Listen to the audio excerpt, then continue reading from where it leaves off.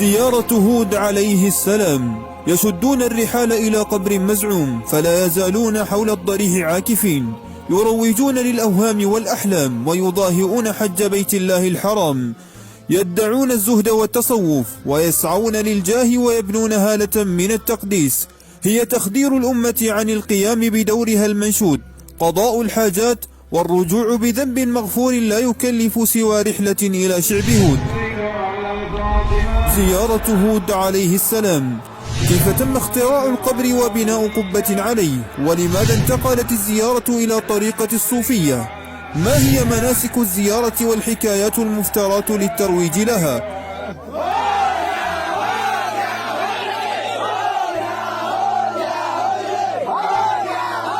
يحرص العلويون لتثبيت مكانتهم من خلالها وتميزهم عن الآخرين، يعتنون بنظام الزيارة ولا يهتمون بالإسلام كنظام للكون والتشريع. زيارة هود ما بين التهويدة بمعنى الإعلان عنها إلى النفرة الأخيرة من الشعب.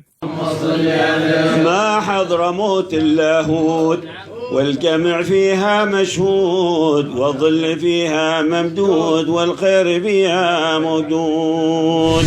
زيارة هود عليه السلام. مناسك وطقوس.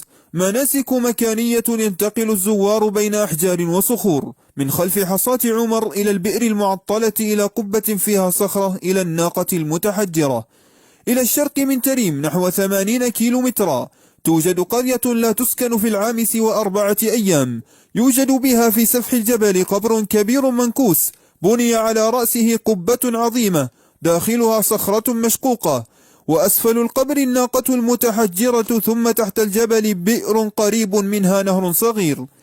مناسك زمانية. يتوافد الزوار في اليوم 7 و8 من شهر شعبان، ثم تقام في اليوم 9 3 زيارات بقيادة 3 أسر من آل بعلوي، هي زيارة آل بالفقيه وآل الحداد وآل الحامد. وفي اليوم 10 تبلغ الزيارة غايتها، وفيه زيارة آل شهاب، ثم تصل ذروتها في زيارة آل أبي بكر بن سالم، وفيها الوقفة التي من أدركها فقد أدرك الزيارة. أما طقوس الزيارة تبدأ بالاغتسال من النهر المقدس، ثم الصلاة خلف حصاة عمر المحضار. السلام عليك وعلى لقمان، السلام عليك وعلى لقمان، السلام عليك وعلى مريم، السلام عليك وعلى مريم، السلام عليك وعلى آسيا، السلام عليك. ثم الوقوف على بئر يزعمون أن فيها أرواح الأنبياء والصالحين فيسلمون عليهم، ثم يصعدون إلى القبة ويعيدون السلام قياما، ثم يجلسون لقراءة سورة هود.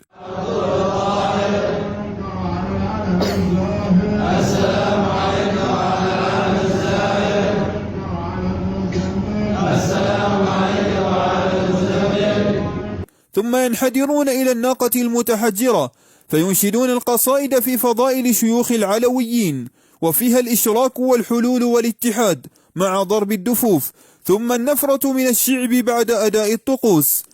زيارة هود عليه السلام. ضلالات وخرافات. في حبر موتى بخير الأرض أجمعها، منها مكان أعد للزيارات، فهو المكان ثوى هود النبي به، نذير عاد وينبوع الرسالات. هذه تلفيقات لا يقبلها عقل سليم. الكشف الصوفي يظهر محل القبر على يد عبد الرحمن بن علي السكران، عين المكاشفين. ونجله عبد الرحمن من كشف.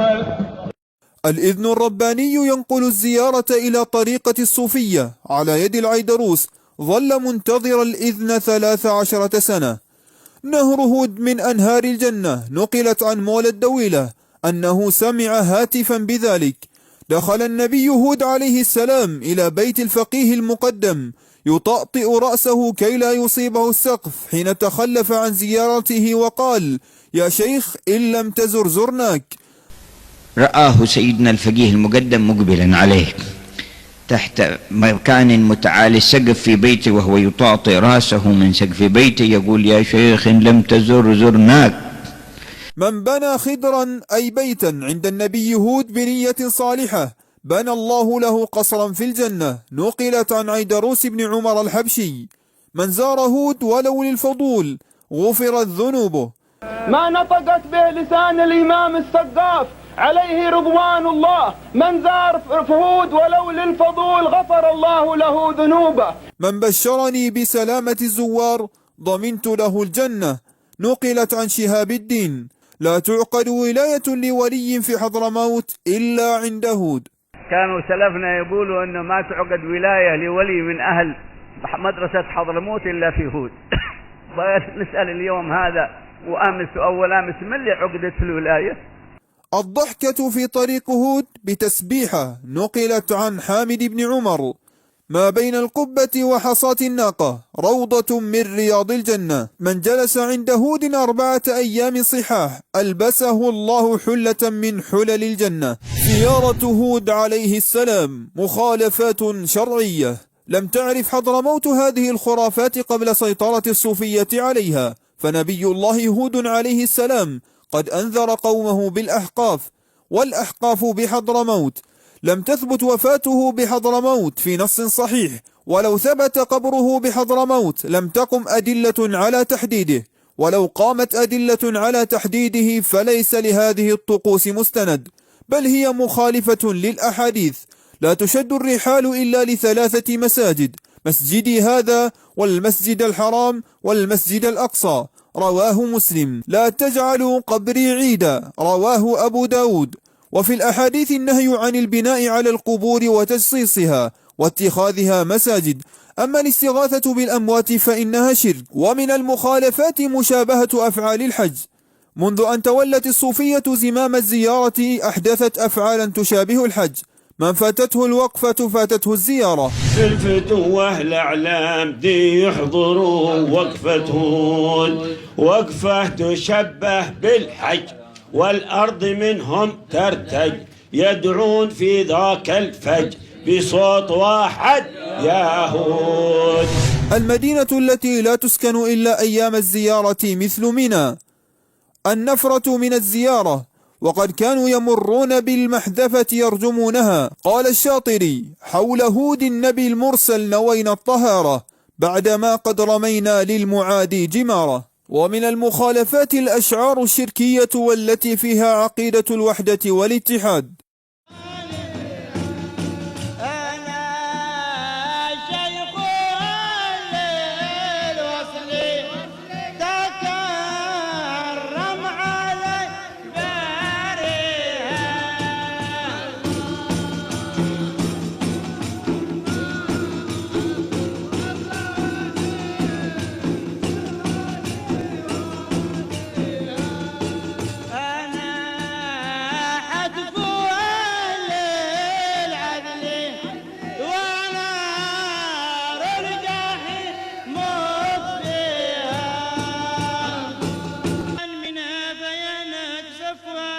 سكرت بها من قبل مضر طينتي، وفي نار إبراهيم كنت موحدا، ولي في سفينة نوح سهم وحصتي.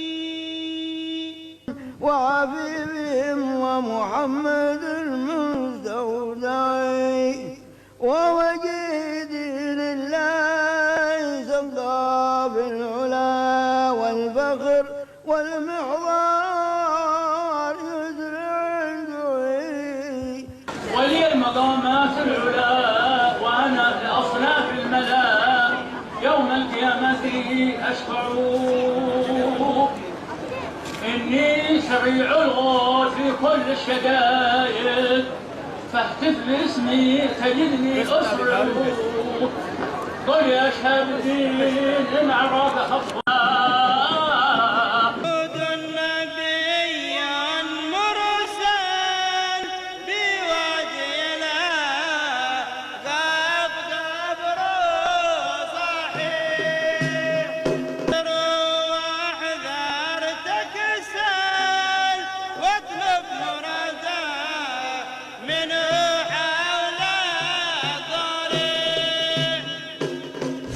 زيارة هود عليه السلام.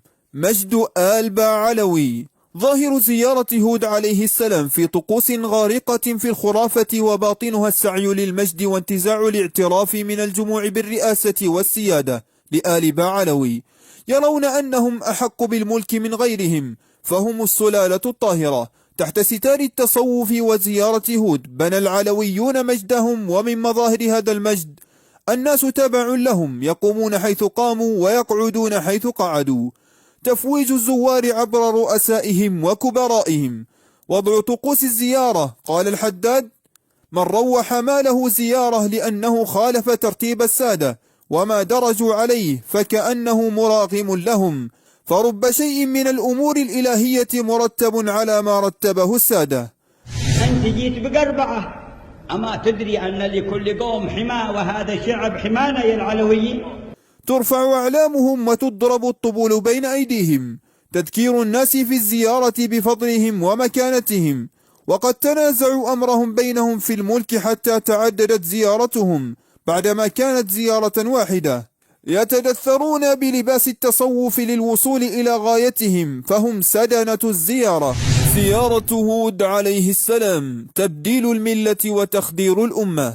نجحت زيارة هود في تحقيق أهدافها: تبديل الشرع بعمارة المشاهد بدل المساجد، والعكوف عند الأضرحة لقضاء الحاجات وتفريج الكربات عدولا عن رب الأرض والسماوات، والاشتغال بالدفوف والألحان بدل القرآن. وفيها تخدير الأمة وكبح جماح الجماهير والنأي بها عن الواقع والمؤامرات التي تحاك للأمة. إن المشروع الغربي له كيد في تمكين الطرق الصوفية، حين عرف أثرهم المدمر على الأمة فدعمهم وفسح المجال لبروزهم، في حين أغلقت الأبواب دون دعاة الحق، وهم أداة طيعة للأنظمة المستبدة وبيئة صالحة للاستعمار والغزو. يعلقون العامة بشيوخ وقبور تفيض عليهم منها البركات، وينزلون معهم الآمال. تقف العامة عاجزة تتلمس المخرج من الأولياء، وهذا السر في تشجيع الطرق والزيارات. فأين دور هؤلاء الشيوخ في تبني حقوق الأمة؟ وأين تجدهم؟ لقد نصبوا للعامة شباكا للاصطياد.